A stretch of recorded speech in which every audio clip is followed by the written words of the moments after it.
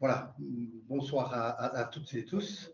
Je me présente en quelques mots. Beckers Michael, je suis le directeur de la résidence La Villa.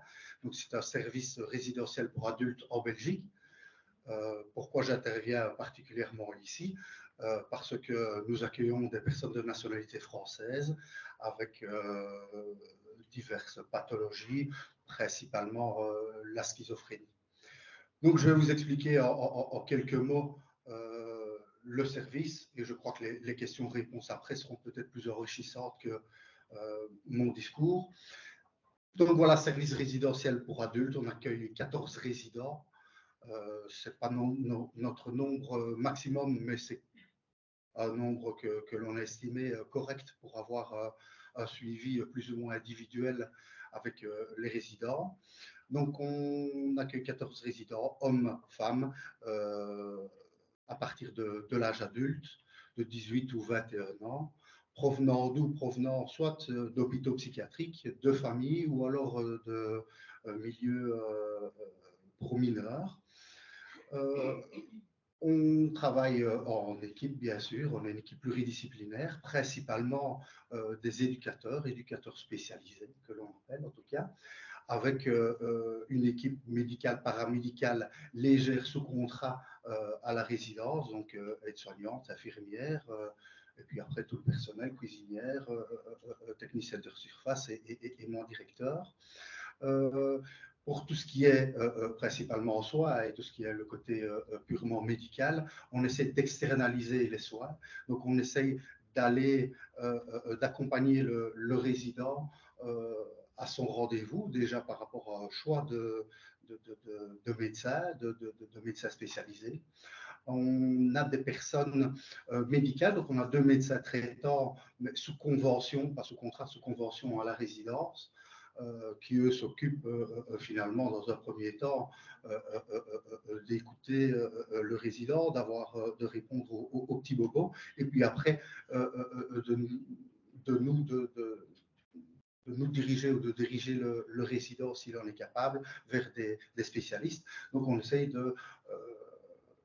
que le résident aille de lui-même ou accompagner justement vers ces spécialistes et que le côté soin soit vraiment externalisé. Donc, on prend vraiment le contre-pied plus ou moins de l'hôpital psychiatrique où nous, de notre côté, on a 80% d'éducatif et 20% de médical.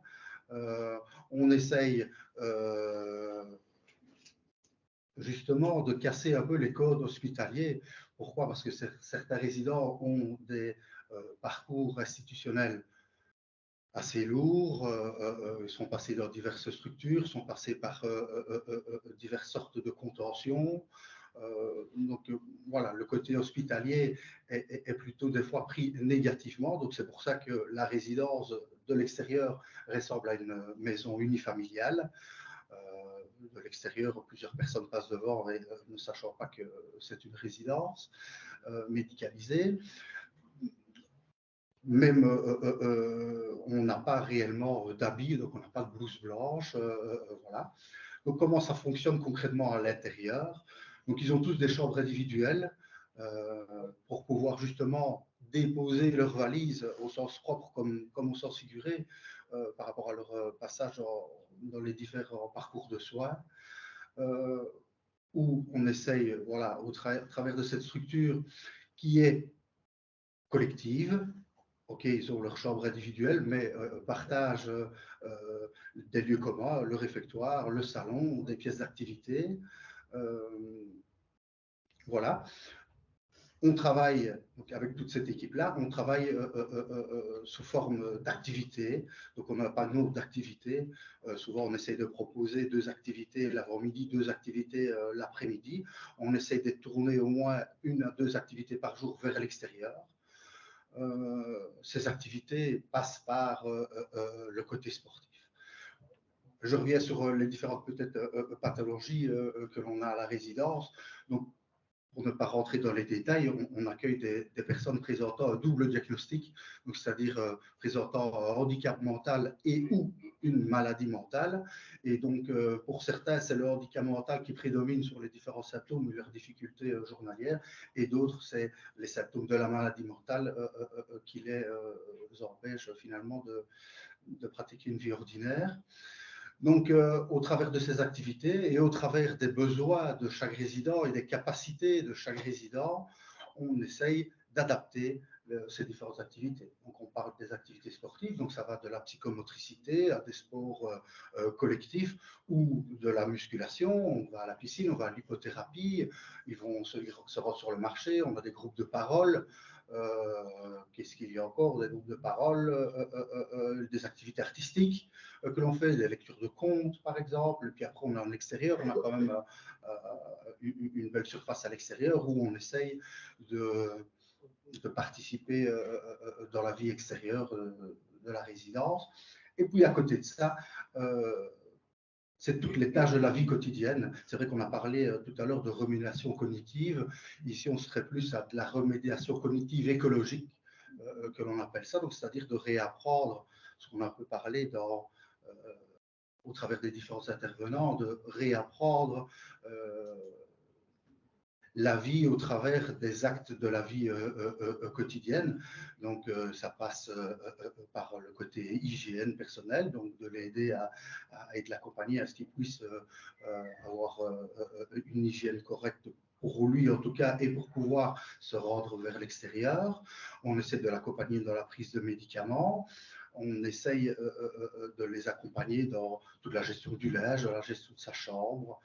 Et tout ça, on essaye d'être le plus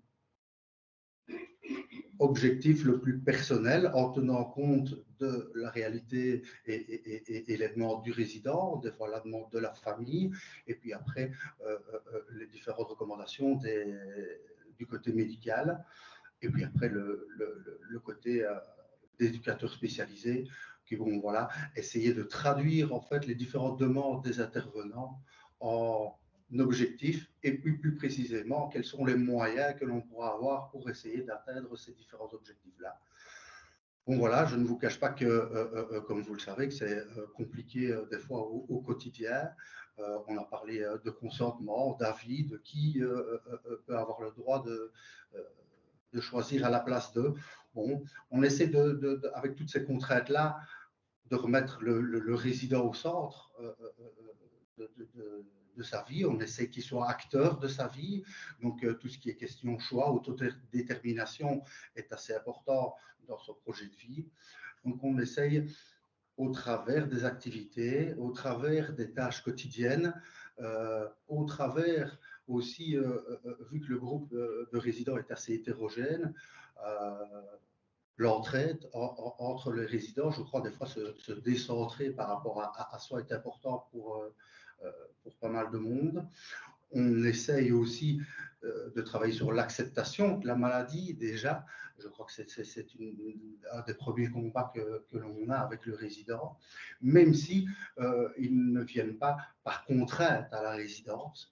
On essaye de proposer un choix, donc c'est-à-dire qu'on fait entre guillemets, en tout cas au début du projet, ça fait 13 ans, bientôt 13 ans que l'on existe. Au début du projet, on a fait plus finalement notre publicité au travers des différentes structures. Et puis, le bouche à oreille a également fonctionné entre les familles au travers de différentes associations. Et donc, le chemin pour arriver à la résidence, c'est un chemin en collaboration aussi bien avec le résident, avec la famille. Donc, on se rend dans le lieu de vie du résident, on lui propose notre projet. Le résident, avec son équipe encadrante, si on parle du milieu hospitalier ou de la famille, si le résident est en famille, se rendent à la résidence, prennent contact avec notre réalité, avec les personnes qui fonctionnent dans le service, avec les autres résidents. Et puis, on propose une période d'essai. C'est un peu plus compliqué la période d'essai avec le côté hospitalier qui a des lits à libéré ou le lit est très vite remplacé. Bon, ça c'est, on travaille avec très peu d'hôpitaux, en fait très peu dans le nombre en tout cas. On a essayé d'établir une relation de confiance avec les hôpitaux, parce que je crois que c'est important aussi d'établir cette relation. Pourquoi quand on nous propose un résident à prendre en charge, je crois qu'on doit être assez honnête, clair, transparent sur les différentes difficultés que la personne a. Également, avec les familles, on demande, c'est vrai, une certaine transparence pour ne pas avoir de soucis plus tard, tout en sachant que les problèmes que vous rencontrez avec les personnes dont vous vous occupez, on les rencontre également, finalement. Donc, je crois que ça doit être un travail transparent et collaboratif pour pouvoir arriver à une amélioration. Donc, arriver à quoi? Ça dépend un peu des demandes des parents, du résident, de ses capacités.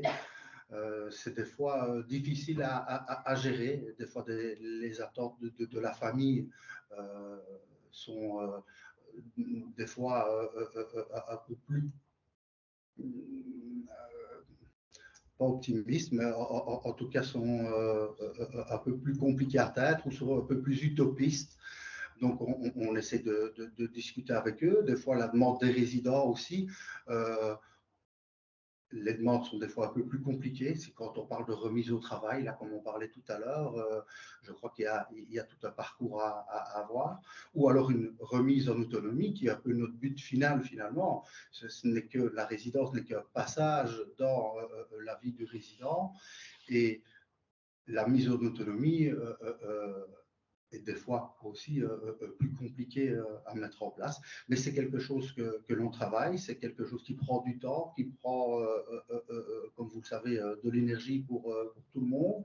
Mais je crois que ce qui est important, c'est que, voilà, que le résident soit entendu et écouté, vu qu'on est une petite structure familiale. Notre équipe, on est une petite équipe, donc on a 13 équivalents temps plein, quoi, finalement, sur la structure. Une équipe assez stable, des résidents assez stables. On n'a pas vraiment un turnover de résidents. Je crois que c'est ce qui solidifie un peu notre prise en charge.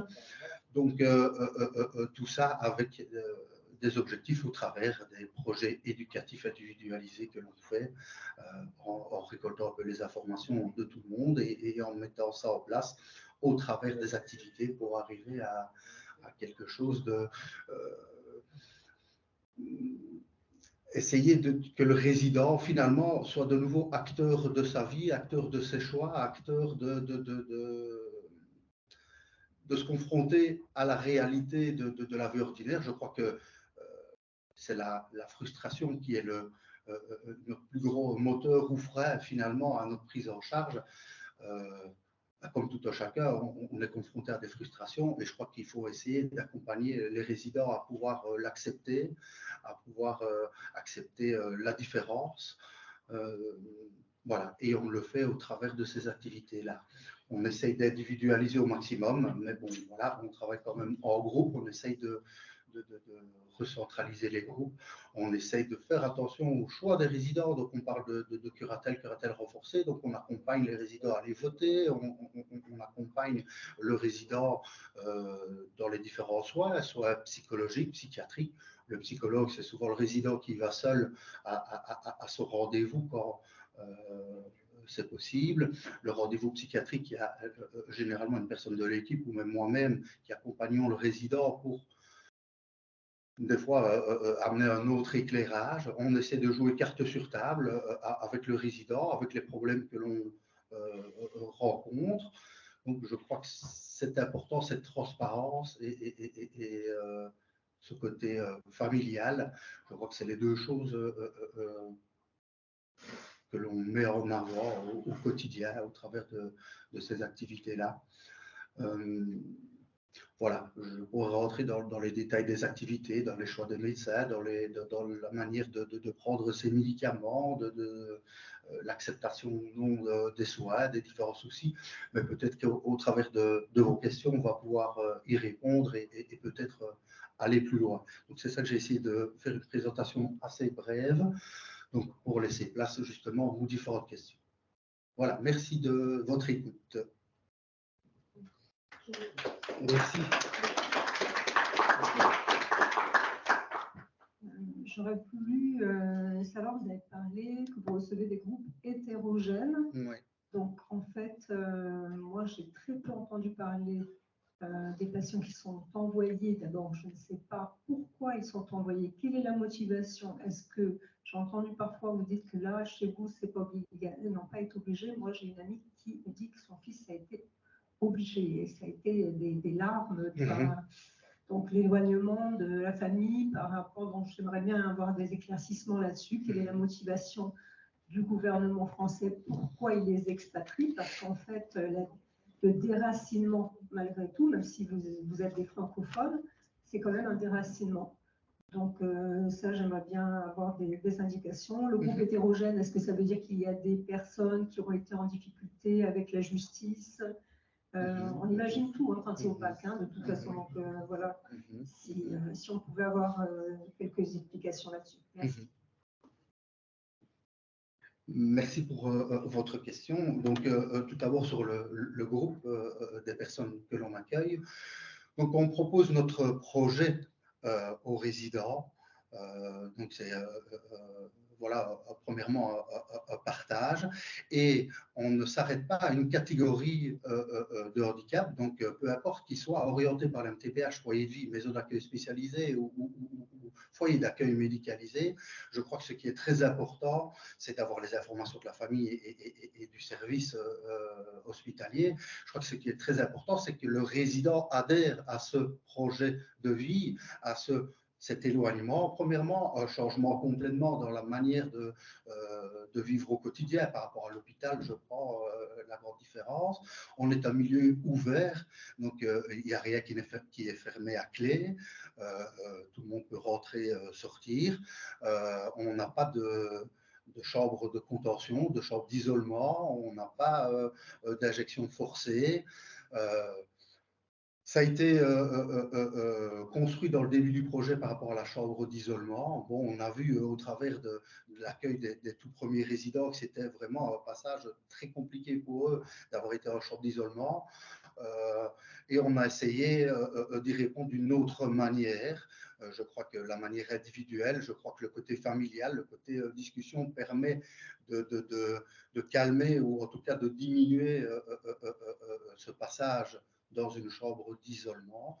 Maintenant, c'est arrivé qu'on a dû céder de structures hospitalières pour revoir le traitement de fond. Ça, c'est vraiment exceptionnel, où là, il doit y avoir une réhospitalisation à plus long terme, quoi, finalement.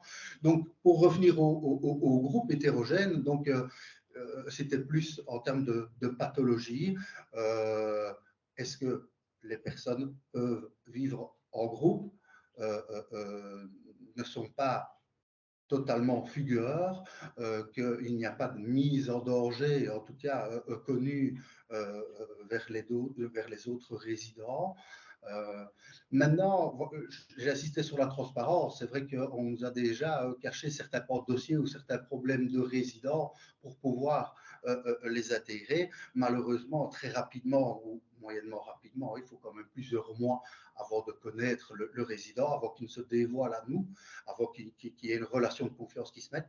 Donc, voilà, je crois que c'est une collaboration. On n'a pas été non plus dans le... Je parlais qu'on était 14 personnes, on a un agrément pour 18 personnes pour en accueillir 18. Je crois qu'on a accepté les résidents goutte à goutte et plus avec l'accord, pas du groupe de résidents, même s'ils sont dans le processus, avec l'équipe éducative, avec les relations avec l'hôpital, avec la famille, où ça prend du temps, où il y a des rencontres pour justement, est-ce que le résident est capable de venir à la résidence. Et puis, par rapport à l'éloignement, au déracinement, le déracinement est là, fatalement. Les familles le disent, les résidents le disent également. Donc, qu'est-ce qu'on essaie de mettre en place? On essaie de mettre en place un retour toutes les 6 semaines à domicile, ou en tout cas dans la famille proche, pris en charge par la résidence. On est ouvert aux visites des familles. Certaines familles nous visitent simplement pour visiter leurs proches, ou des fois, certaines familles qui sont un peu plus ancrées dans la résidence passent des fois une journée avec nous, une journée avec le membre de sa famille, mais dans le groupe. Et puis après, on accorde aussi des retours en famille prolongés. Voilà. On fait des retours d'un week-end toutes les 6 semaines, et durant les vacances d'été et les vacances d'hiver, ça va de 1 à 2 semaines, le retour en famille, quand la famille finalement est présente. Donc, tous nos résidents n'ont malheureusement pas une famille aussi proche que vous l'êtes pour vos protégés. Donc, voilà. Maintenant, par rapport à la question de est-ce que l'État français, je crois que vous serez plus à même, à vous, à trouver des solutions ici que moi à vous en donner.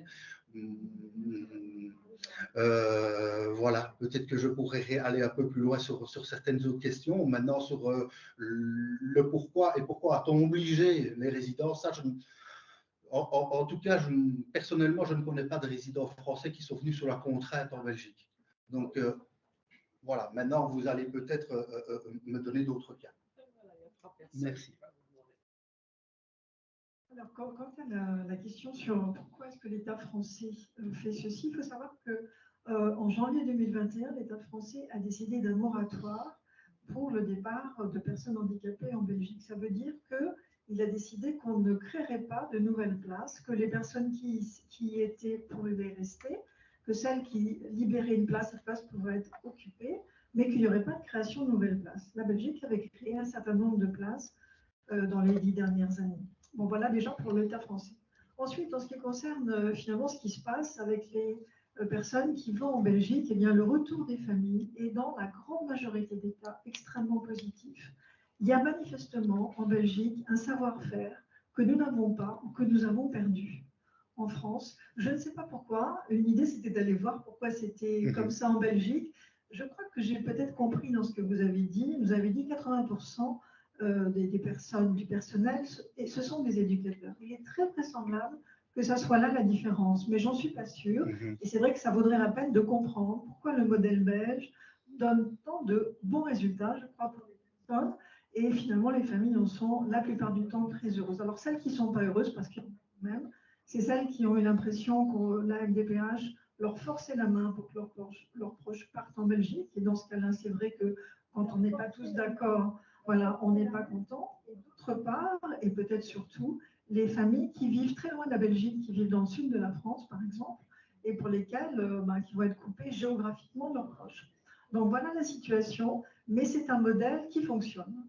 Et je ne sais pas pourquoi, et ce serait intéressant de le savoir.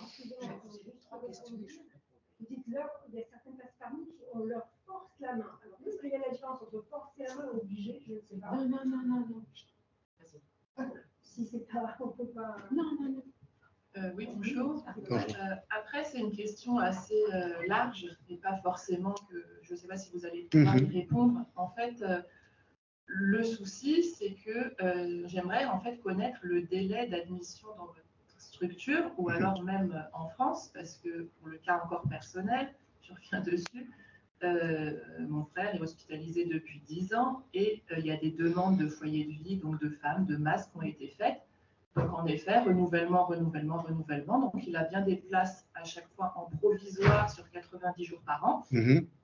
Mais c'est tout. Donc il commence à vieillir et le souci, alors c'est peut-être un sujet qu'on abordera peut-être à d'autres colloques, mais finalement, à quel moment on a une réponse positive? Question. Mais pour répondre, est-ce que comment nous on accueille le résident, on ne fonctionne pas avec une liste d'attente. parce que c'est vrai que je reçois de temps en temps des coups de téléphone de famille ou d'associations tutélaires pour proposer des résidents. On ne fonctionne pas sur liste d'attente parce qu'on est à 14. Je ne crois pas qu'on va augmenter le groupe, donc c'est déjà ça. Et pas de liste d'attente aussi, ça laisse un espoir finalement à la famille. Il y a peut-être une possibilité, ou il y aura peut-être une possibilité, vu qu'il n'y a pas un énorme changement dans nos résidents, ben, ce n'est que finalement le décès qui ouvrirait une place, donc il n'y a pas de liste d'attente. Maintenant, par rapport aux solutions, moi ce que je sais, c'est que quand le résident doit venir en Belgique, il doit avoir un refus, ça dépend de certains départements, de 5, 10 autres établissements pour pouvoir que la demande vers la Belgique soit acceptée. Donc, on doit faire et plutôt le contraire de ce qui était dit juste avant, où on obligeait. Ici, c'était plutôt, on doit construire un dossier pour pouvoir le sortir de la France et l'amener en Belgique. En tout cas, c'est plutôt le ressenti que j'ai. Et puis, pour rebondir sur le moratoire, c'est vrai que depuis 2021, le moratoire qui a été en vigueur en 2022 et pour certaines structures plus petites comme la nôtre à partir de 2023, je crois que ça cadenasse le nombre de places uniquement en foyer d'accueil médicalisé et en masse, parce que le côté foyer de vie, c'est si je ne dis pas de bêtises, c'est un financement par le département. Donc, en fait, le moratoire, c'est vrai que c'était pour éviter que les résidents s'expatrient en Belgique, mais je crois que c'est surtout aussi pour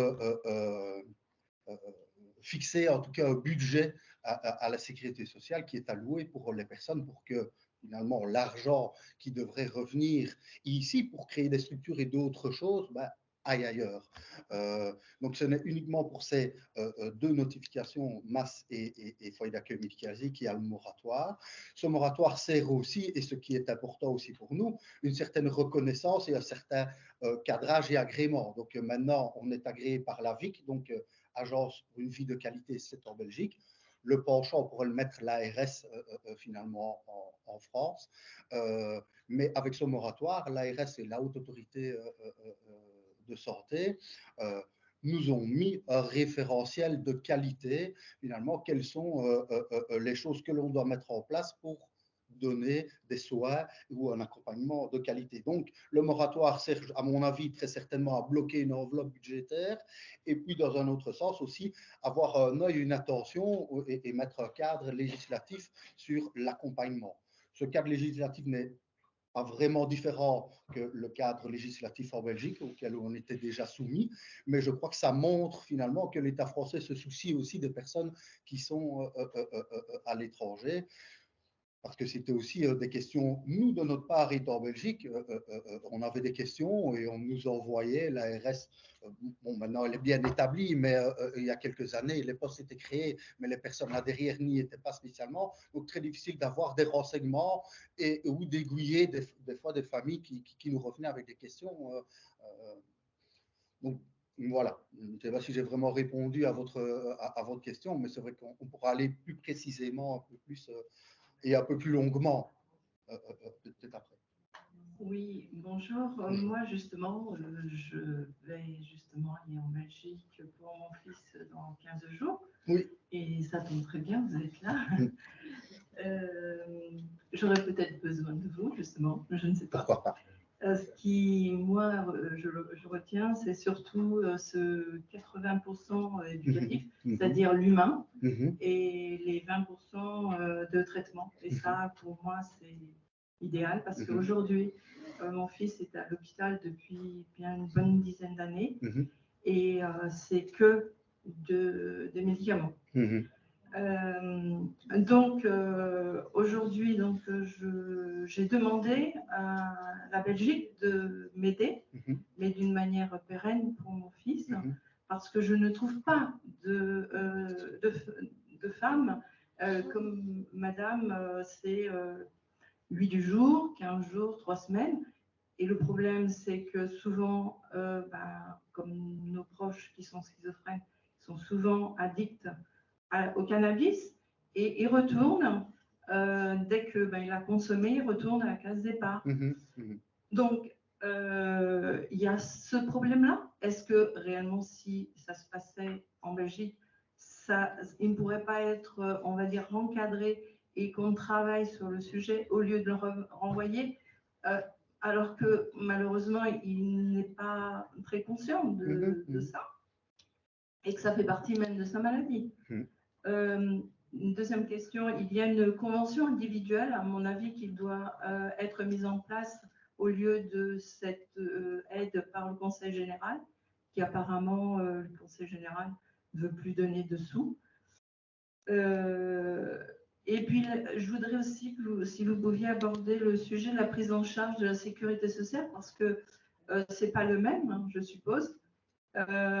Et ensuite, par rapport au tuteur, puisqu'il il est aujourd'hui en Seine-et-Marne, mais que je suppose qu'il n'y a pas de tuteur en Belgique, il faut certainement aller dans le Nord, de mémoire. Hein. Et puis c'est tout, parce que je ne veux pas monopoliser. Je vais essayer de répondre à rebours à vos questions. Au niveau tuteur, il existe des tuteurs ou des gestionnaires de biens en Belgique. Maintenant, les personnes de nationalité française doivent être suivies par un tuteur français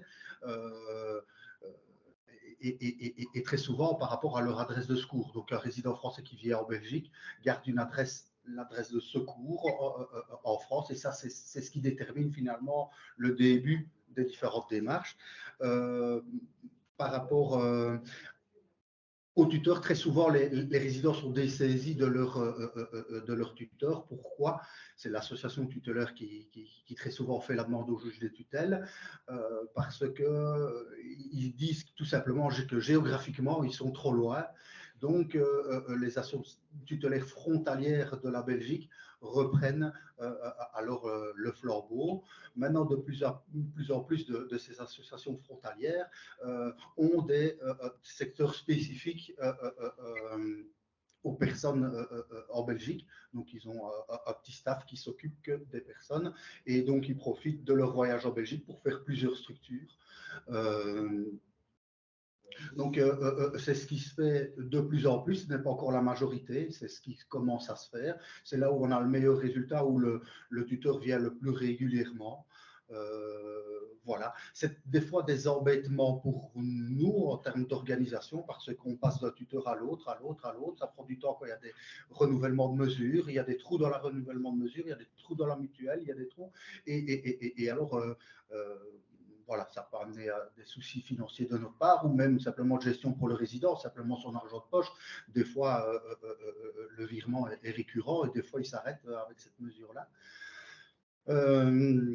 Voilà pour le côté tuteur. À mon avis, sauf si le tuteur décide de garder le résident, il sera très certainement changé par le juge des tutelles.